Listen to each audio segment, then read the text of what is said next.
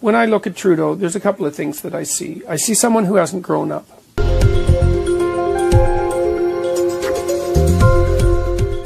I mean, one of the most appalling things about the budget, as far as I was concerned, is that it provides ample evidence, if such was not sufficiently provided already, that Trudeau is exactly what you would be afraid of if you were afraid of him. He doesn't have an answer to a problem that isn't overwhelmingly predictable ideologically. It's like you don't even need him. You just have to run the ideology. It has the answers.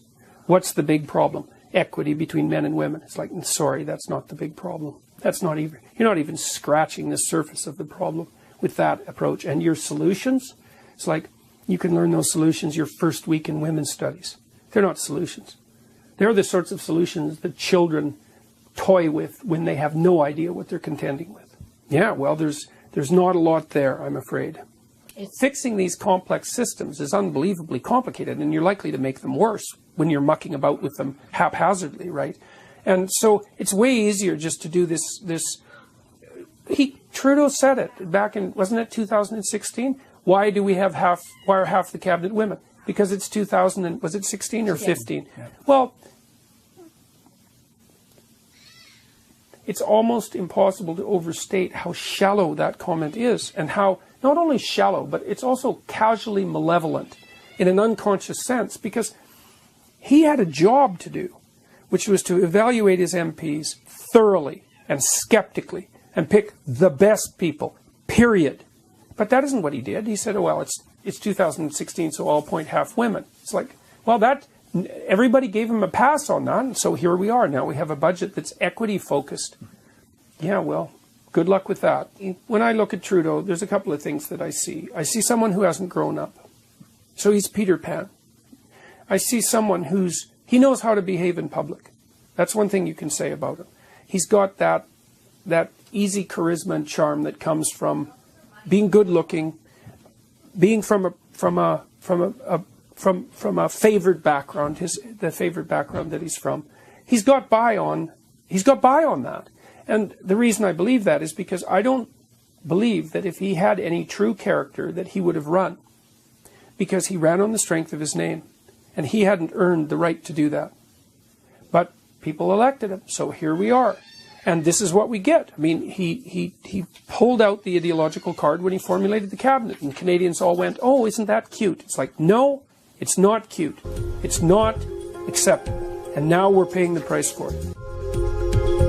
You know, they'd repaired the relationship. Well, that's the purpose. It's like when I go places now and people come to talk to me, that happens all the time. We saw the first evidence of that when he put his cabinet together. He insisted upon making it 50% women, despite the fact that only about 22% of the elected MPs were women. And it was easier for him to do that than it was for him to screen people for the sort of competence that would actually be necessary to be cabinet members. So we've seen a fair bit of this behavior, but that was the most egregious example, I suppose. Dr. Peterson, I recall you taking some heat because you said you would refuse to use these gender-neutral pronouns. Why was that? Well, I actually said that I would refuse to use the pronouns that were mandated by law because they were mandated by law. I feel that it's completely inappropriate of the government to decide what language the citizenry should speak. There's never been an example of that in British common law history, and I believe that that was a very, very bad precedent. I didn't want to use language that I thought was generated by radical leftist propagandists, and so I said I wouldn't do it. I saw one tweet this morning that said Neil Armstrong should have said one small step for peoplekind. Yeah, well, you know, Trudeau was listening to an earnest woman try to discuss something important, and he interjected a ideological statement in the middle of the dialogue, and that indicates, I think, precisely the way he thinks. And I don't think he does think. I think he runs an ideology in his head and accepts the output without question. And I think we're really going to pay for it in Canada in ways that we can't yet imagine. Well, we're going to find out because you believe it's coming to us here in America, and you've been to both countries frequently. Now let's talk about something else that builds on your premise. This whole father-daughter dance that are being canceled around the country because of gender guidelines. Even Donald Trump Jr. weighed in with this quote: "The father-daughter dances inherently leave people out, not just because of transgender status, just life in general. These can be really uncomfortable, triggering events." That according to Jared Fox, New York City Department of Education. So that's their response to cancel the dance because there's a lot of people that can't go. Is there a problem with that? Well, the problem with that is self-evident, but it's part of this absolute onslaught by the radical leftists on the fundamental normative structures of our culture. And if you're going to cancel everything that's triggering to everyone, then you're going to cancel everything altogether, because there isn't a single thing that anyone can ever say or do that isn't going to offend someone. And the idea that this is being done so that certain people's feelings won't be hurt, I think, is absolutely absurd.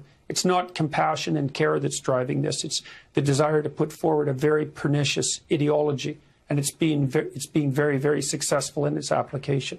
But Dr. Peterson, they say that they're doing that to make things more inclusive. Yeah, well, they say all sorts of things, and they are a very small, noisy, dangerous minority, and it's really appalling that we're bending over backwards to do their bidding without question, under the name of compassion. A lot of my friends have been posting pictures of the daddy-daughter dance recently, and I think the pictures are so cute. Are little girls going to miss out on a memory? Well, yes, for sure. And the thing is that even your terminology, when you're talking about little girls, is something that's going to be increasingly forbidden. I'd like to start with 12 rules. You call it an antidote to chaos. It sounds more like you're in that zone where you are somewhere between rule-bound and chaos. You're trying to, as an individual, navigate that path. How can an individual change without falling into chaos? Well, part of it is that you don't want to bite off more than you can chew. You know, you should try to change something that is difficult, but where you have a moderate probability of succeeding. Or if you're feeling depressed and anxious, a fairly high probability of succeeding. So you have to, it's just as if you're dealing with a child, let's say. When you want to foster the development of a child, you set them a new task so that their skills expand. You don't want it to be so difficult that their probability of failure is overwhelming. There's no utility in that. But you don't want it to be so easy that they can already do it, right? And that it's also partly you don't want it to be so easy because there's no intrinsic joy of mastery in mastering a task that's too easy. So if you calibrate it properly, then you get to have your cake and eat it too, right? Because the skill expands. That's called the zone of proximal development. That was discovered by a Russian psychologist named Vygotsky. He was a very good psychologist. And one of the things he noted was that parents, adults, automatically talk to children at a level that slightly exceeds their current comprehension ability. We do that we don't have to be taught to do that. We do that automatically. And obviously we'd have to do that because otherwise children wouldn't learn how to talk. But you want to have yourself in the zone of proximal development all the time, really. Well, maybe not when you're relaxing, but generally you want to be in a place that you've reasonably well mastered, while at the same time extending your skills. It's optimal because then things are under control and turning out the way you need and want them to, but your ability to master new areas is also growing. And I would say that's associated with people's intrinsic sense of meaning. The meaning is a real instinct, as far as I can tell, neurologically speaking, and it signals that not only are you somewhere that's working, but that you're getting better at the same time. So that's what an athlete does when he or she pushes past a limit, You don't want to hurt yourself, obviously, but you don't want to just stay, and you don't want to hurt yourself, and you don't want to be somewhere where you're completely incompetent. You want to be somewhere secure but challenging, and that's what makes your life meaningful. But perhaps that's an antidote to modern parenting that you're proposing. A lot of you talk in the book about how happiness is not a reasonable goal, not it's a shallow goal because the problem with happiness is that there's lots of times you're not going to be happy. I mean, life is hard. You don't have to scratch. This is one thing you learn as a clinical psychologist very rapidly. but I think people know this anyways. You don't have to scratch very far below the surface in most people's lives to find a pretty damn deep well of tragedy. And not only tragedy, but often malevolence, sometimes on their part, but sometimes because they've been subject to betrayal and abuse and scandal and all sorts of things. And there's virtually no one who doesn't have that deeply embedded into their narrative. It's like happiness doesn't address that. You know, you need a reason to keep you going when things are falling apart around you, because there's going to be a lot of your life where, you know, you have a sick parent, or you have a sick child, or your health isn't good yourself, or your marriage is unstable at the moment, or you're dealing with a financial crisis, or like, it's just one thing after another. Everyone knows this. And so meaning is a much more robust antidote than happiness. Happiness is great, man. If it comes along, it's like, welcome it, you know, and be grateful for it. But it's a side effect and not a goal. Can I ask about why the 12 rules? You mentioned that you had started helping people online. I think you wrap up the book by saying you hope that this is useful to people. Mm-hmm. Your book is topping on the Amazon charts. Your audiences are quite large. New York Times doesn't approve of it, though. Okay, all right then, but yeah. Others do. And so, what was your purpose? What was your goal in this book? Well, I'll tell you a story. So I was in LA 3 weeks ago, and I had given a talk there, and I was walking down the street the next day, and this kid pulled up beside me in a car and hopped out, and he was a Latino kid, probably 19 or 20. He popped over, and he was all happy to see me and sort of bouncing around, and said that he'd been listening to my lectures a lot. And then he said, you know, it's really straightened out my relationship with my dad, really a lot. And then he said, just wait a minute. And then he ran back to the car, and he got his dad out. And then they stood there and like they had their arms around each other. And, well, they were both extremely happy. You know, they'd repaired the relationship. Well, that's the purpose. It's like when I go places now and people come to talk to me, that happens all the time. It's like, that's great. Are you surprised? Couldn't be better. That's so good. It was so fun to see that, you know, and they were genuine about it. So, yeah, that's really good. Are you surprised by that? When you wrote it and sat down to write it, did you envision that you would be getting that type of reaction and this type of response? Well, certainly not at this scale. Mm-hmm. You know, I mean, I had taught this course called Maps of Meaning, which was based on my first book, and it also had an influence on my personality course. And I got a lot of student feedback on that course. You know, I've been teaching it since 1993, and the vast majority of the feedback was, this course changed my life.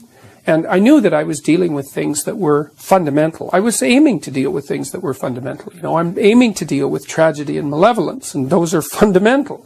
And so I knew that. And, you know, the work that I've done incorporates a lot of the wisdom of some of the greatest thinkers of the 19th and 20th century, the clinicians in particular. There were some great clinicians in the 20th century, you know, like there's a dozen of them probably, maybe more. And a lot of what they learned is really helpful. Like if you read, like Carl Rogers is a good example. I talk about him in chapter 9, rule 9, which is assume that the person that you're listening to knows something you don't. And there's very practical advice there in how to conduct a conversation with an intimate partner. You know, and one of the rules is, well, listen, because would you want to have the same damn argument for the rest of your life? It's like, listen, you're not there to win the argument, because you have to live with that person. So winning is a really bad strategy. Peace is a good strategy. Well, so you listen to them and then you tell them back what they said. And if they agree with you, well, then you've got it. At least they know you've heard them. That's something. And it also stops you from being able to turn them into a straw man. And, you know, if you really do it intelligently, you know, maybe you happen to be a better verbally than your partner. Doesn't mean you're right.